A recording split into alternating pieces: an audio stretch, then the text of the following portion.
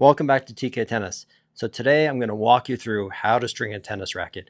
Everything from mounting the racket, how much string you should use, all the best practices, and doing the mains and the crosses. So let's get into it. Now the most typical way to string a tennis racket, it was a two-piece stringing job. It's one string for the mains and another string for the crosses. And normally you would do this on the machine after it's mounted. But I want to show you first off the machine how you know. So the first thing you want to do is get a main string. And how do you know what the length should be? Well, I have a general guideline and it's right here and I'll post it on the screen as well. But if you have a 16 by 19 or 20 string pattern, it's generally going to be around 18 feet long in mains and about 17 feet long in crosses. And if you're doing an 18 by 20 string job, you're typically going to be about 20 and a half feet for the mains and about 19 and a half feet for the crosses. Now that's only if you have like a 98 or 100 square inch racket. If you have a larger head size, you may need a little bit more. Whatever I post on the screen, you're probably going to want to add about 6 to 9 inches. Another way you can measure the string for the mains and the crosses is to simply use the length of the racket. So this racket has 16 mains, so you can start from the top to the bottom and you can just measure 16 times. 2, 3, 4, let's just assume 16. And if that was 16, because some of the mains are shorter, this will give you a little bit of additional slack. And in case your tensioning head is farther away, you might give yourself, after you count 16 times, an extra 6 inches. And this will work every time to give you enough string, but not too much. And then the same thing for the crosses. When you do the crosses, this racket has 20 crosses. So you'll go to the widest part of the racket and you'll just count 20 times across. And that will give you enough string to do the crosses. And the same thing, after you're done with 20, give yourself an additional 6 inches and you'll be all set. And another quick tip is to mark off some markers on a wall or on a desk. And like I have right here, I have these little Sharpie markers of 1 foot, 2 feet, and 3 feet. So typically, to stay close to the machine, I'll just measure out string by counting 3, 6, 9, 12, 15, and 17 and a half. That's what I need for the string today. But the most important thing about starting up a string job is knowing where your main string starts. So you're going to do your main strings first, and you want to know where the loop is. So if you're looking at this tennis racket, if you have 6 grommet holes in between the throat here, so 6 grommet holes in between the throat, you want your loop to come through the throat. However, like on this Yonex here, if you have a throat area that has 4 pairs of strings or 8 grommet holes, you're going to want to make sure the halfway mark of the string passes through the head of the racket and you'll have the loop on the head. So normally you do this as the racket's mounted on the machine. All right, one quick note before we mount the racket. If you're using a set of string like this, typically all sets of string are about 40 feet length. So most people will end up cutting this in half and using half for the mains and half for the crosses. That will work most of the time. There's a couple problems with that. If you have a larger head racket or an 18 by 20 string pattern, the 20 feet you have, splitting 40 by half, may not be enough to do the main string. So you want to be a little bit careful, and it's always better to measure. The other thing is, if you just cut it in half, you're dealing with extra string, and that just gets in the way when you're stringing. So we're using, of course, a crank machine here, and each of these machines is a little bit different, but typically, no matter what machine you're using, you're first going to secure the racket on the 6 and 12 o'clock positions. And depending on the machine, like this machine, the style it has, you want to get a nice firm crank, but you don't want to crank it down much too hard. You just want the racket to be really firm in place. And then you do the 10 and 2 o'clock positions on the head, or you can do the bottom first. Again, same thing here. You don't need it too tight. You just place them on. You want this racket to be able to flex a little bit. So now we have our racket really secure. Okay, like I said, on this racket, we want the loop to go through the bottom. So I'm just going to start at the top and we're going to put our loop through the bottom here. So you're going to have your loop here at the bottom and then both strings are going to come out the top. And then simply we're going to stretch the string out and we want to get for the left side and the right side of the racket and just have the string even on both sides. And then once we have it even on both sides, we're going to use our starting clamp. So you're going to pick one of these sides, and it's important to have your clamps clean when you're doing this. It's one of the most important things about stringing is make sure your clamps are clean. You can take a little towel with some rubbing alcohol and you place the towel once it has rubbing alcohol on it and you just pinch the towel and dry off the clamps. And if you have a rail type system like a crank machine like this, you also want to clean off and dry off the rails from time to time so that the bottom of the clamps don't slip. This is critically important to getting a very reliable string job done. So now you have your starting clamp right here. And many people, what they'll do, depending on their clamps, is they'll also place another clamp right behind the starting clamp. That's optional. It depends if your clamp moves or not. I don't actually like to use one because I like to feel if the string is going to move. So now pulling the opposite string, not the string that's clamped, you're going to put it in your tension head and of course set your tension. So I'm going to pull this string first right here. And what I like to do is put my finger right behind the initial starting clamp because I want to feel if the string is moving and sliding. And it actually is. So in that case, you have adjustable clamps and I'm going to tighten this clamp just a little bit. And that's the purpose of using that other anchor clamp, is to prevent it from moving. But I like to feel whether this string moves because this has the greatest amount of stress on this clamp right here. So as I pull that string, that one didn't move anymore, and then I'm going to clamp off at the top. Then I'm just going to make my next cross string. And cross strings you typically do just one at a time. And you don't have to alternate back and forth on the main strings. If I just said cross strings, I meant main strings. You do one at a time and on each side of the racket. So I'm working on the right side of the racket, which on the camera will look like on the left side. And I'm going to do about 5 main strings on the right side of the racket.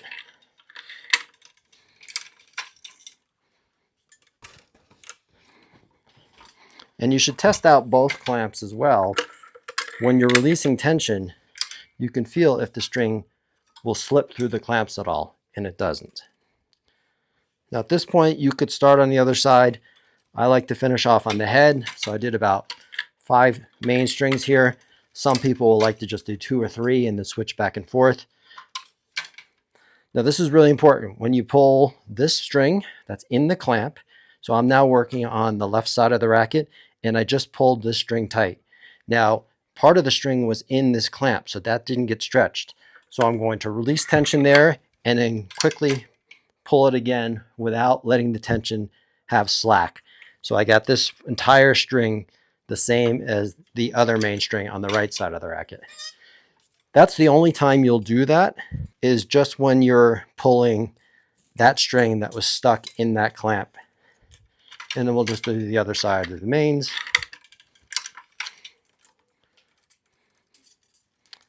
And if you have a typical racket these days of a 16 by 19 or a 16 by 20 in terms of main strings and cross strings, or an 18 by 20, this pretty much applies to most rackets. There are very few variables in modern rackets today. So you're just pretty much the same process. Getting started properly and knowing where your center loop is the most important starting point. And of course, making sure that your racket is really mounted nice and firmly. You don't want the racket to move whatsoever. And if you're using a drop weight machine, you know, these general rules apply except to some minor machine differences. And when you're pulling the string, you're going to see the racket flex a little bit, and that's normal. You want it to flex a little. You know, many stringing machines, older stringing machines, just have 6 and 12-point mounting systems. And while that's not really ideal, I mean, we've been doing it for decades. It's not a problem if you don't have a 6-point mounting machine. You can have a very reliable, accurate string job on a 2-point mounting machine. But of course, there's a little bit less stress that happens on the racket when you have 6 points. All right, so I'm going to leave this last main string, the outermost main string here. Now you can, if you're unsure of how you're stringing your mains and what grommet holes to use, of course you want a nice uniform and parallel string bed. So as you get closer to the sides of the racket, you might start to wonder which ones are cross strings and which grommets should be used for main strings. If the racket has been strung before, it's really easy to see the difference. So you'll see the grommets leaning towards a cross or whether they're bending to go to a main. If you're doing a string job on a brand new racket, it may be a little bit harder to tell. In many, many rackets, not all, this last main string has one cross grommet or two cross grommets inside the main string bed. So there's a cross grommet here and a cross grommet there. If you're not sure, you can look it up online. But again, if you see anything that looks uneven or a string is not going straight up and down, you might be using the wrong grommet hole to put in your main string. But I'm going to save this last one here and leave it loose for a moment because you want to do both at the same time at the end when you're doing your main. So I'm going to complete the other side of the mains here.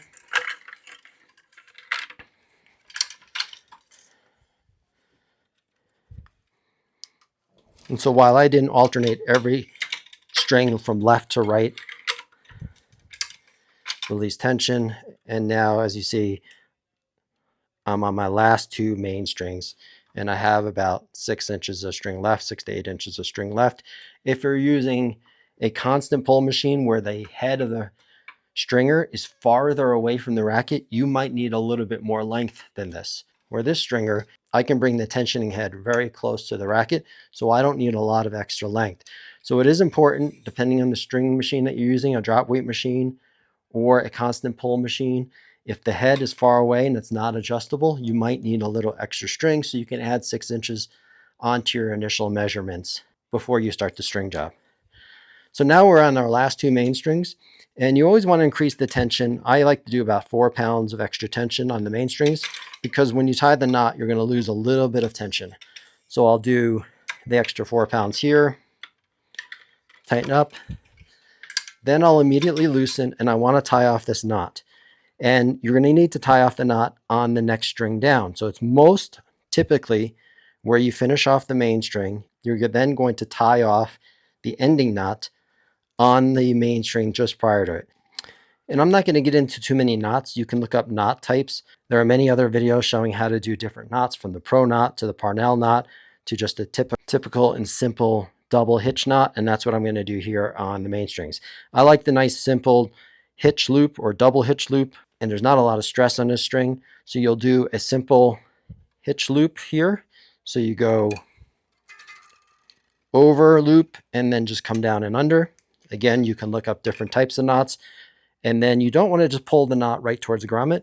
If you can take any pliers, I have this little tool, you pull away from the knot. And I even like to push against the clamp right here, pull away so that I'm pulling the string that's right here nice and tight. And then I cinch it. And then you have the least amount of loss when you release this clamp right here. And then you can do another hitch knot. A simple hitch knot will work more than adequately. But again, if you are really interested in certain types of knots, I'll link in the description some other videos where you can learn about knots. So I can immediately release tension on this one, and then I need to do the last main on the other side of the racket.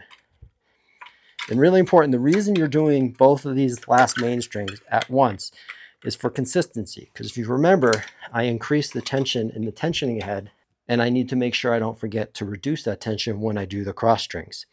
And one other thing, if you're having problems getting this string through this grommet that already has a string, here's a quick tip. If you leave a razor blade as one of your tools, you can just cut the end of the string and make a sharp ending to it.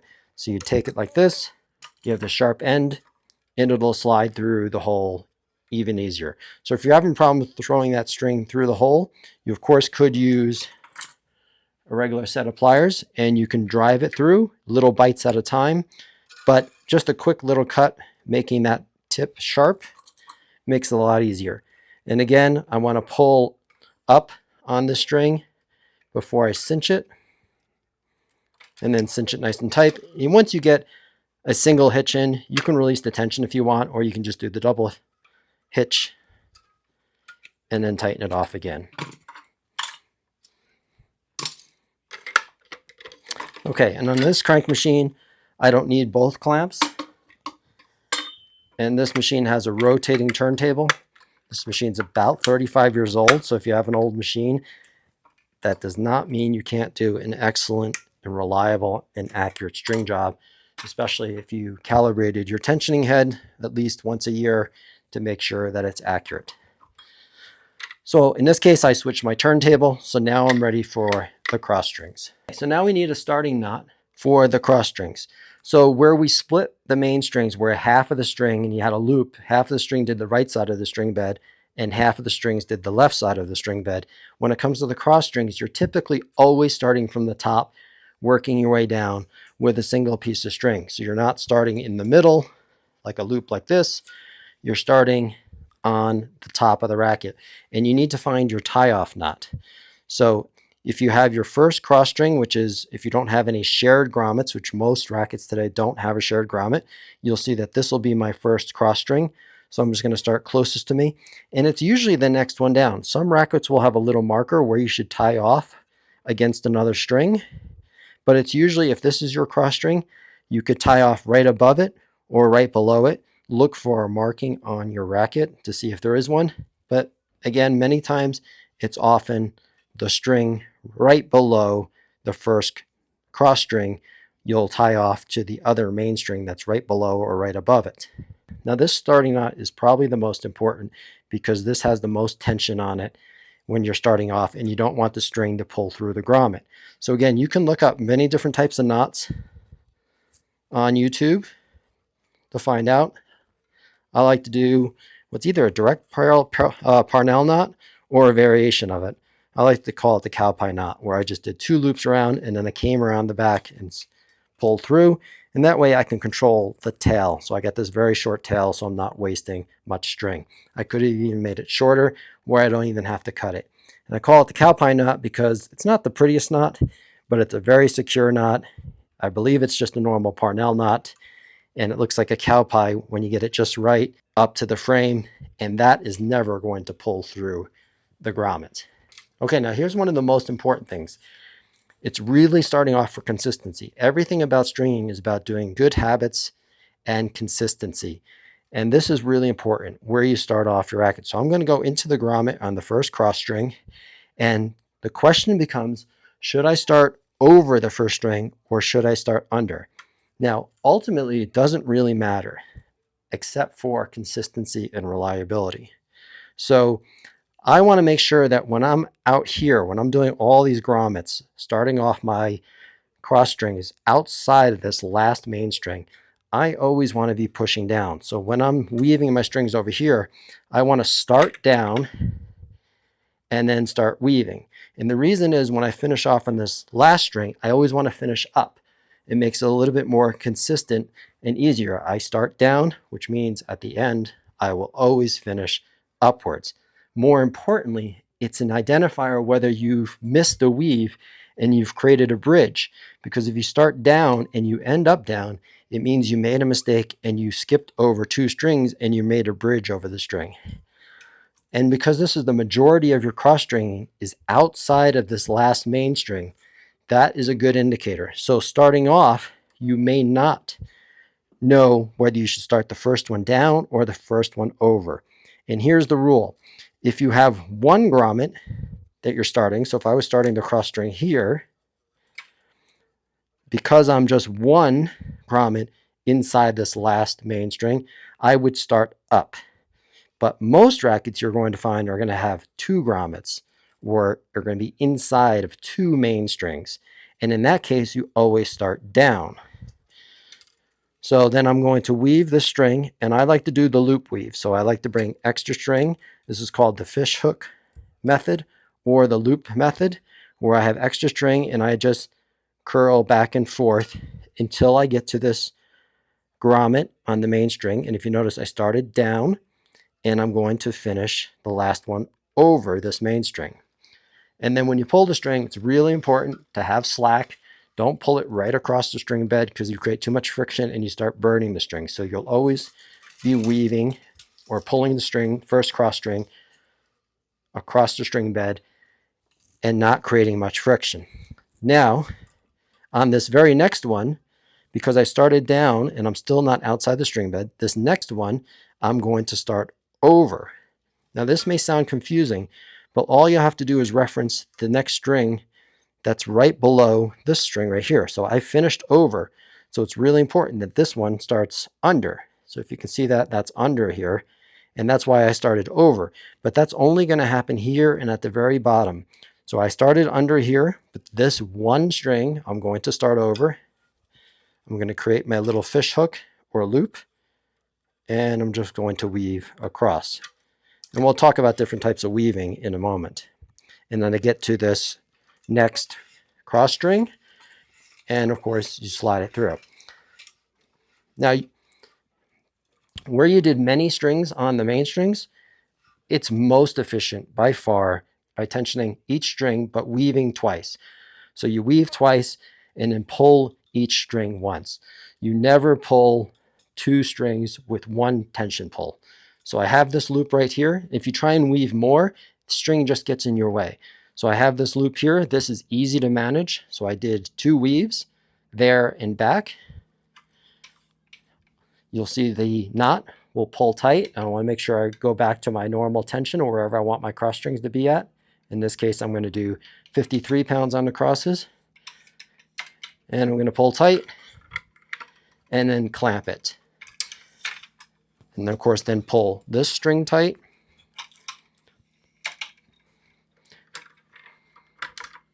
Pull and clamp. Okay, now we're going to weave again. We're going to weave 2 and pull twice. Now, if you notice, now this first grommet I'm starting with is outside of this last main string. So now I should be pushing down on the first one. And from now on, I'm always going to be pushing down. And then I don't even have to worry about whether I misweaved, because each time I weave, if I come out on the wrong side, I'm going to know it immediately whether I made a mistake. So I'm going to then start under, over, and of course, weave through. And if you notice, I finished over again. So that's my guide for the most of the rest of the racket, is I'm always starting under once I'm outside this main string. I cannot stress how important that is to do it that way, because it will prevent you from making mistakes. So now it's always going to be under. Even on this side, I'm starting under, weave,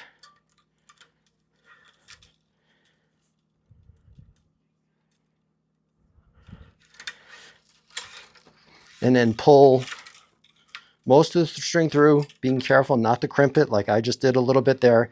Don't want the string going through this grommet and crimping it, and really crimping a polyester string, because it'll weaken the string.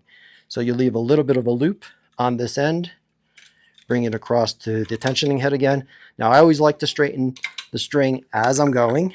It makes the job a little bit easier at the end. I want a nice pull right across the racket. So as I'm pulling, I want to keep it in place. It will always drift down to a little smiley face. But if you've ever had your racket strung at Tennis Warehouse and you get your racket back and you notice it has this giant smiley face, that's from people not straightening their string out as they're tensioning it, or not straightening them afterwards. But again, starting down now again, I'm outside this main and doing my typical loop weave.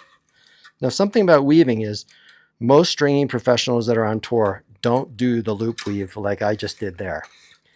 I find the loop style weave to be very comfortable.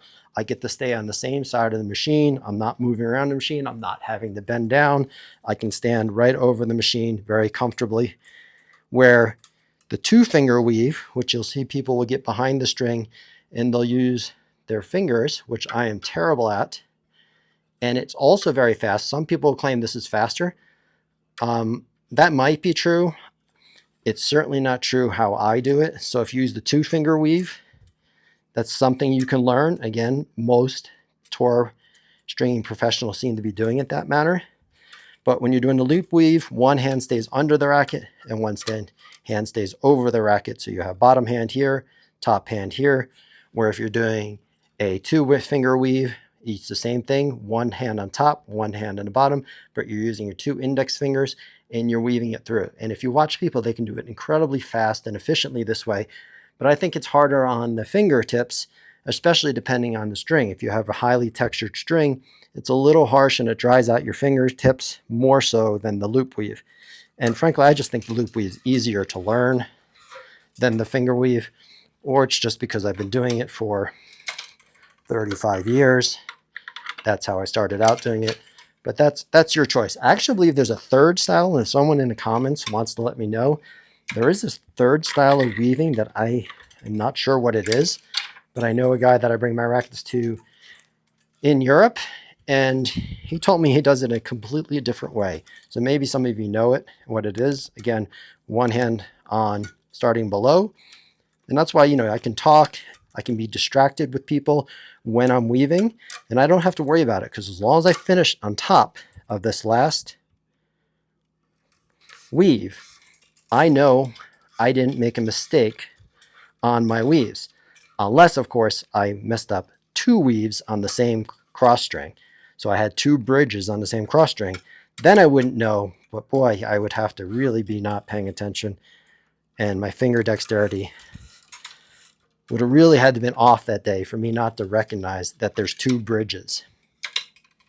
And even when you place your hands there doing the cross string, it's another signal where you can monitor the cross strings to see if there's any bridges. And it's always best to put the clamp as close as you can to the grommet as possible. So again, let's weave across.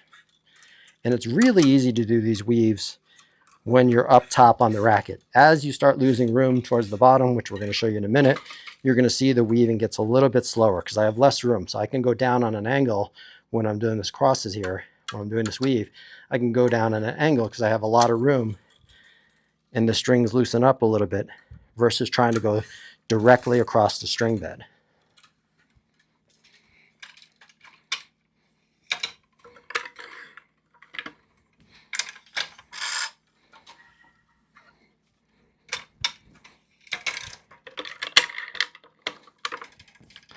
You notice 2 strings at a time, there and back each time. It's by far the most efficient way. I've tried everything from weaving more strings at once, but then the string just gets in the way. Doing 1 at a time is a little bit less efficient. So getting 2 weaves done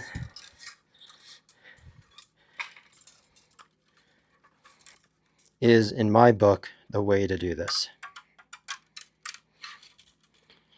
But again, on the second weave, you just don't pull it all the way. You make sure you leave a loop so that you can have enough slack for the tension head.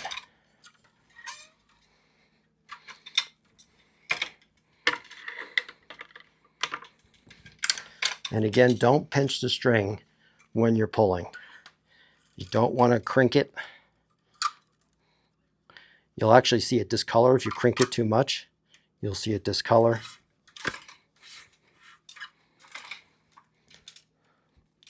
So it's really on the second pull here where you're at risk of not getting the string straight through the racket. Now you can ignore some of these tips if you want to, but I promise you, making good habits when you're stringing. So you want this straight, you don't want it to crink. You pull this one, and now here's where you don't want it to crink.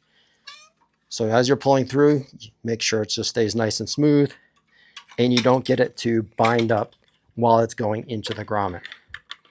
And like I said, some of these are just best practices, but boy, they will save you many mistakes. So I am always starting below on the first outer main.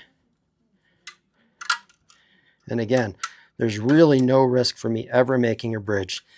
I can't tell you the last time I messed up a cross string weave. It's been at least 10 or 15 years. Because of these just good practices and the consistency of doing a racket the same way each and every time is, when you make a mistake and you catch yourself before you actually make the mistake. And that's what's important. So now if you notice I'm getting towards the bottom, I have a little less room to deal with. So you'll notice the weave will start to slow down a little bit.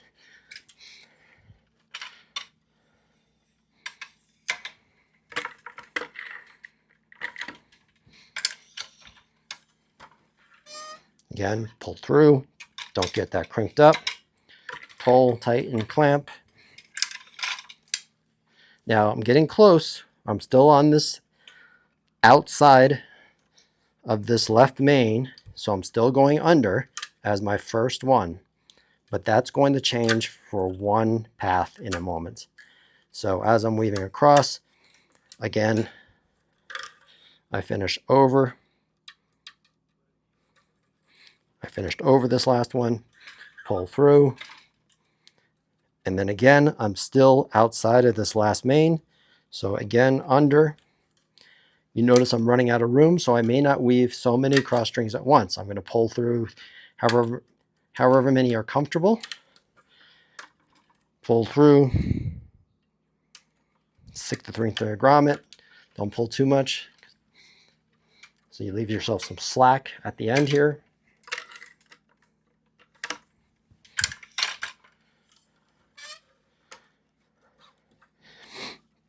Now, if you're doing a lot of string jobs, I'd like to know who uses the fish hook loop method, and who's using the 2-finger method.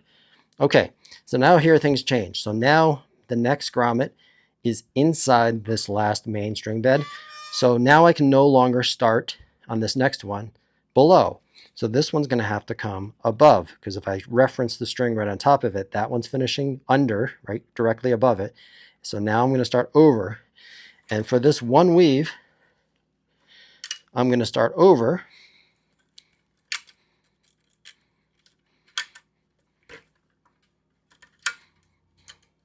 And I'm going to finish under. If you notice, now I'm going to have to push up, and that's always more awkward, finishing under and having to push over. That's why it's really nice to always start under and end up over, because it's a little bit less effort. And when you're doing this 20 or 30 times during the course of a string job, that actually saves time. So you don't want to do the starting over, finishing under more than what you have to. And it was one time at the top of the racket head, this one right here, I had to start over, and it's going to happen one time on the bottom. Now that's of course dependent on each racket, might be a little bit different, but this is very common in most 16 by 20 string patterns, and the 18 by 20s is where you have 2 grommets inside this last main. So this is probably the most common. Now on this bottom one, I'm not going to weave twice. I'm only going to weave once because I have my last cross string, and the weaving gets a little bit more difficult. Now you need to, of course, now you're dealing with some strings in a way, and to do a really neat string job, you probably can't see these loops that well, but you have the main string loop that's already here, and I came out the bottom, or actually I came out the top of that string when I push through. So when I go across here into my last cross, I don't want to start from the bottom because I don't want the string going from over to under. To do a nice, neat, clean string job, I want to make sure I start over as well. And this is where you might need to clip the top of the string to get it through the shared grommet, or not the shared grommet, but to get it through that existing string that might be in your way a little bit. And now that I did one over, now this next grommet is inside 2 of the main strings. So now I'm going to start under again. And again, you can just reference the string right on top of it, and you have to be, or right above it, and you have to be the opposite. So if you're unsure, you go right to the string that's right above it. Now here's the string I'm going to be weaving. Right above it, this one came over. So this string, cross string needs to make sure that it came under, so that the string bed has a consistent and alternating weave. And the last string, the last couple strings, are the toughest. People who do this 2-finger weave, I'd like to know how you'd handle the last string here. If it's just as easy or if it's harder. The loop weave is because you don't have as much room to do a loop. It gets a little bit tighter, so of course, naturally, it's going to slow up a little bit. And then we have our last cross string.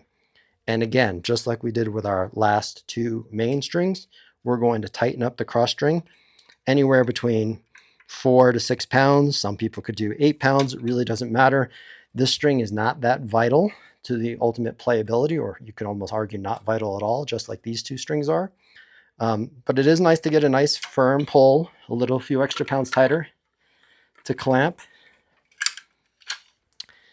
And then we're getting to our last ending knot. So I have this amount of string left. We did this special Parnell knot or cowpie knot on the top of the head, which is really important as you're doing your first pull to make sure this knot didn't pull through the grommet. But you don't have that risk so much on the bottom of the racket. So while you can do a formal ending knot, a simple half hitch knot. So you pull tight. So you're pulling this nice and tight because you have this string right here at the end of this cross that has no tension on it. And of course, there's no tension on this one. So you do a half hitch, pull it nice and tight, grab your set of pliers and pull away again and then cinch. And that way you get this last loop as tight as possible. What I see some amateurs doing is pulling the knot with the tension head like that. Don't do that. That's a rookie move. You take a risk of breaking the string and you're not really pulling the knot any tighter because you're pulling it in this direction. It would literally have to be pulled in this direction and then cinched. So this is a rookie move. Don't pull it like this. Pull it by hand. Get in one nice good cinch in by hand with a set of pliers, pulling away and up into the string bed. And then you can do your last knot, another single hitch. So now you have a double hitch and then you can release tension. And then you can take your snippers, run it right against the frame, clip off that knot. I have a little bit up here from my cowpie knot. And there you have it. Now you can straighten it out a little extra because even though I was pulling it straight, a lot of people will use an awl and you'll see them using an awl. I think it's just as easy with the fingers. And there you have it. Then you can take off the side mounts at 10 and 2 and 8 and 4 and then take off your racket. And that's how you get a very reliable, consistent string job, by creating those really good habits and patterns so that you don't make mistakes. And if you work on your weave, it doesn't take that long. We did this video pretty much in real time with very little editing. I only had to switch the camera around. So, you know, when you get good at it, it's a 12 to 15 minute job, 20 minutes at top if you're taking your time. And there you have it. And the racket is finished. And it's always important, clean up your machine. If you have a tensioning head style puller or a crank machine, don't leave your spring loaded. Always take the tension off the machine so that you preserve the string and you don't have to do as much calibration. So you compress the spring that set the tension, reduce it, and then clean up your stringing machine for the next job. Don't just leave your stringing machine as is and just run away from it. If you have 2 sets of clamps, depending if you have fixed clamps, which all the modern machines now do, but just clean up your machine nice, get it set up for the next job. All right, so that's it for today's video. If any professional stringers are watching this, let me know if there are any other suggestions on best practices. But like I said, I saw some other YouTube videos from people that haven't been stringing that long, who have maybe not necessarily done it wrong, but haven't done things in the most consistent manner or in a certain pattern that prevents you from making mistakes. So if you have other suggestions and other best practices that I may have missed, again, I don't get too fancy with my knots. I have the one starting knot up top that I care about most. Double hitch knots for all the rest work just fine for me. And that is a 2-piece stringing job. That again is the most common, most typical string job on the market. You can do it with an entire 40-piece set, 40-foot set of string with all your mains and all your crosses happening with one string. But I find that you're dealing with much too much string. I think it's more work. It's more efficient to do a 2-piece string job. And that's why virtually everyone does a 2-piece string job. I've been doing this for 35 years, but you can always learn something new from someone else. The one thing I didn't mention in the beginning is that when you mount the racket, it is always consistent to make sure you're mounting the racket the same way as well, with it pointing up. I forget the specific reason. That's something that I'm not very good at. I don't really care too much.